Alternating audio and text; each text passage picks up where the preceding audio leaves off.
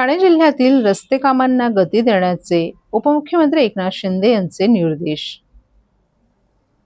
मान्सूनच्या पार्श्वभूमीवर ठाणे जिल्ह्यातील रस्त्यांची कामे वेगानं पूर्ण करावीत असे निर्देश उपमुख्यमंत्री एकनाथ शिंदे यांनी दिले आहेत।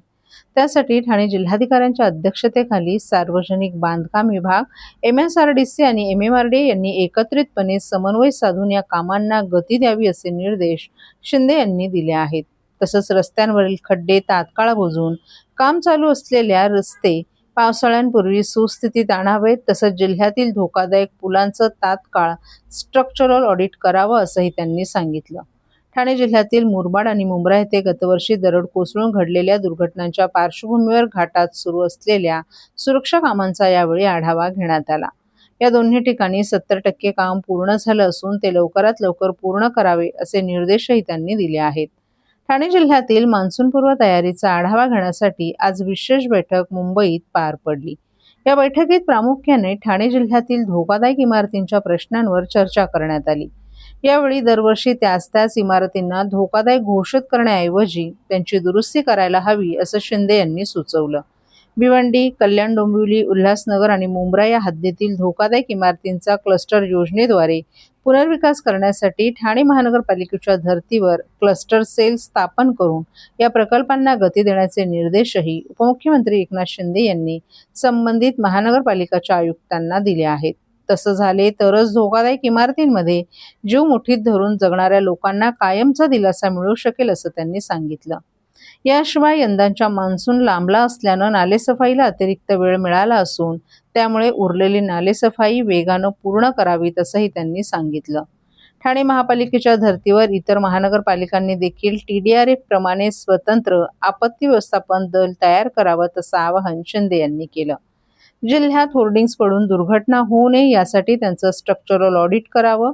झाडे वाहनावर कोसळून मृत्यू होण्याचं प्रमाण वाढत असल्यानं झाडांची छाटणी करून घ्यावी।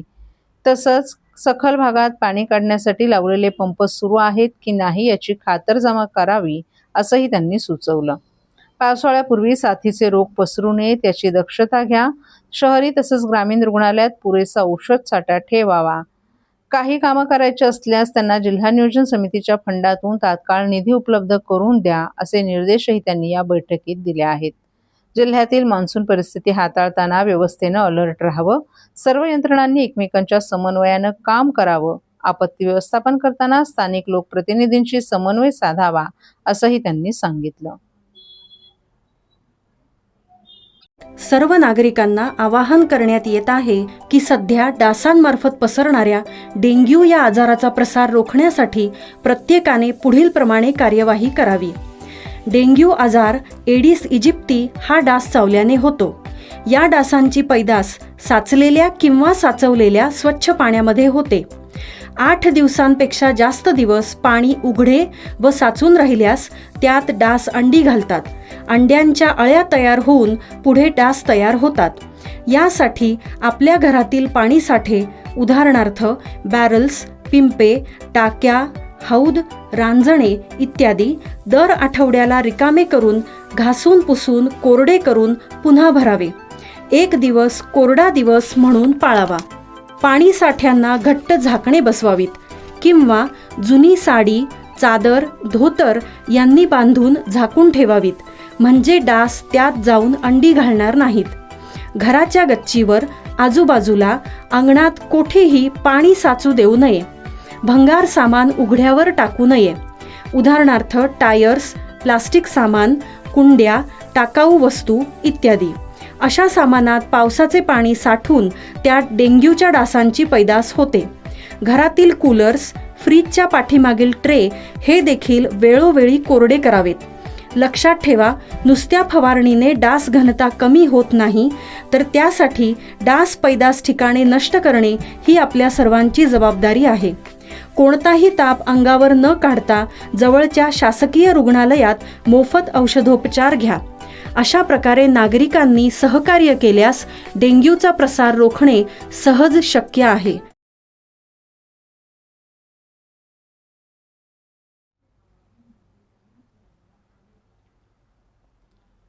ठाणे जिल्हा मध्यवर्ती सहकारी बँकेच्या निवडणुकीसाठी सर्वपक्षीय सहकार पॅनलची घोषणा।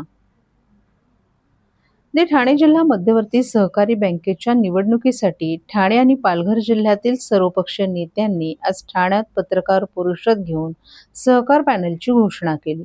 सहकार पॅनेलचे यापूर्वीच 8 उमेदवार संचालकपदी बिनविरोध निवडून आले आहेत, तर उर्वरित सर्व जागा सहकार पॅनेल जिंकेल असा विश्वास सर्वपक्षीय नेत्यांनी यावेळी व्यक्त केला.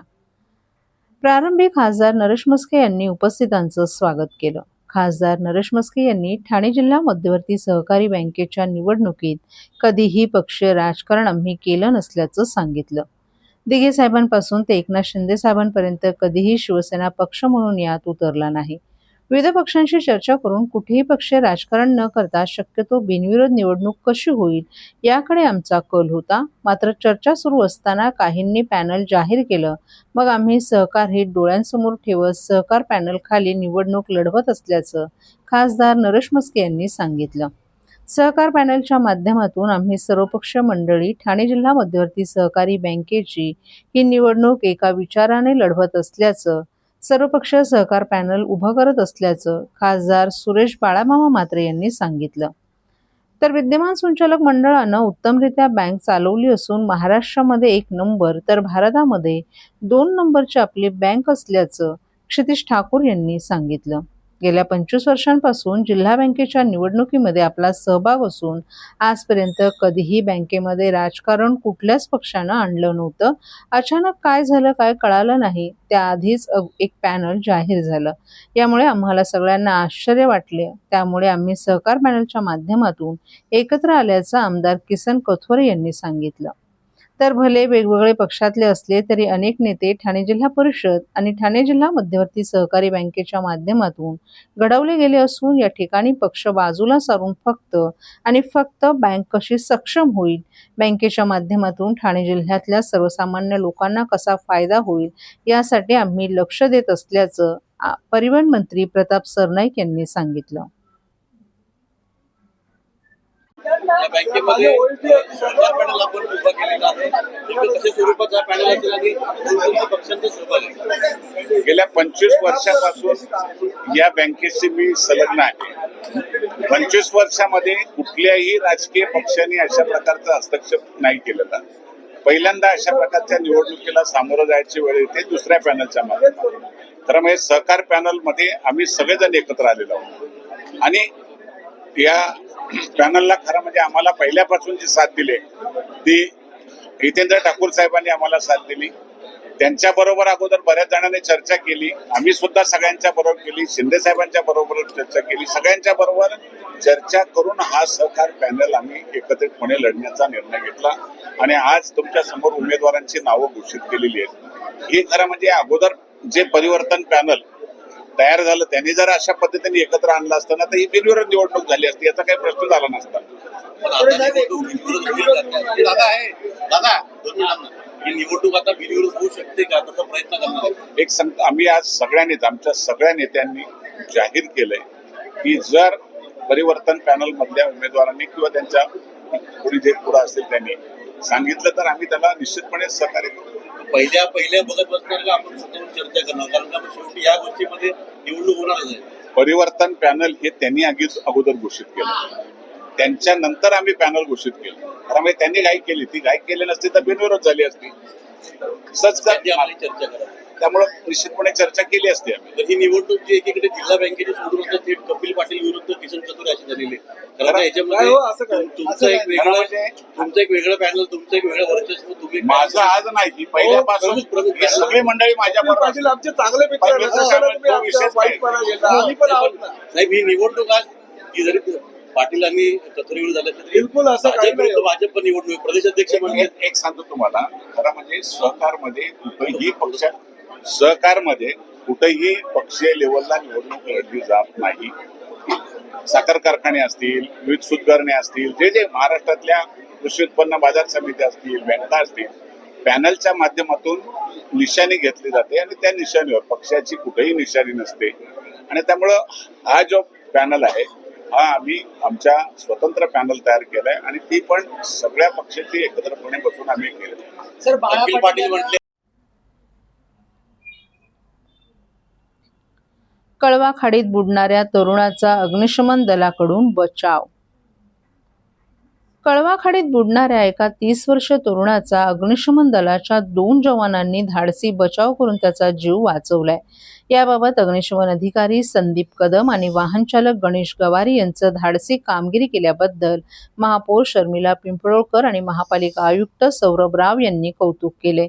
आज सकाळच्या सुमारास साकेत रोड परिसरातील खाडीत नौशाद मेहरूम वय वर्ष 30 हे पाण्याचा अंदाज न आल्यानं बुडू लागले असल्याच्या घटनेची माहिती मिळताच ठाणे नगर पोलीस, आपत्ती व्यवस्थापन कक्षाचे कर्मचारी, अग्निशमन दलाचे अधिकारी आणि जवान तसंच वाहतूक पोलीस घटनास्थळी दाखल झाले. बचाव कार्यासाठी आपत्ती व्यवस्थापन कक्षाचं पिकअप वाहन, अग्निशमन दलाचं रेस्क्यू वाहन आणि जीपही तैनात करण्यात आली. दरम्यान अग्निशमन केंद्र अधिकारी संदीप कदम आणि चालक गणेश गवारी यांनी प्रसंगावधान राखत तात्काळ खाडीत उडी घेतली. अग्निशमन जवान आणि आपत्ती व्यवस्थापन कक्षाच्या कर्मचाऱ्यांच्या मदतीने सुमारे 15 मिनिटांच्या अथक प्रयत्नानंतर नौशाद मेहरूम यांना सुखरूप बाहेर काढण्यात यश आलं. संबंधित व्यक्तीची मानसिक स्थिती व्यवस्थित नसल्याचं प्राथमिक तपासात निदर्शनास आलं आहे. बचाव करण्यात आलेल्या व्यक्तीला पुढील कार्यवाहीसाठी ठाणे नगर पोलिसांच्या ताब्यात देण्यात आले. अग्निशमन दलाच्या धाडसी आणि तत्पर कामगिरीमुळे एका व्यक्तीचा जीव वाचल्यानं परिसरात समाधान व्यक्त करण्यात येत आहे.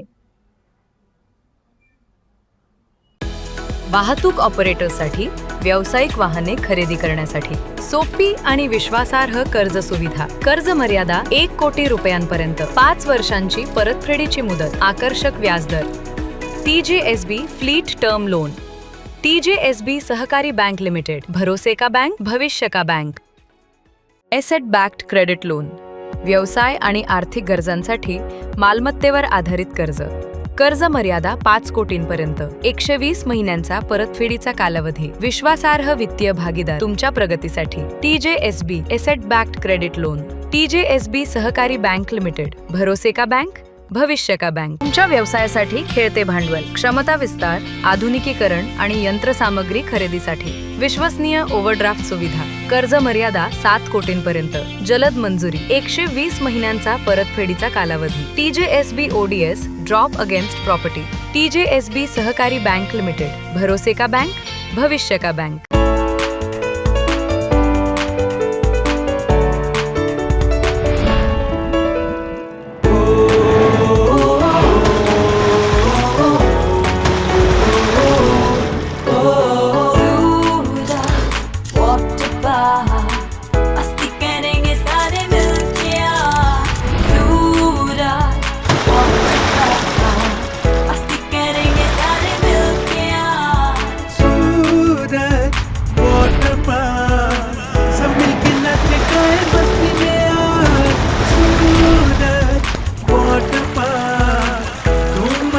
सब मिलके आज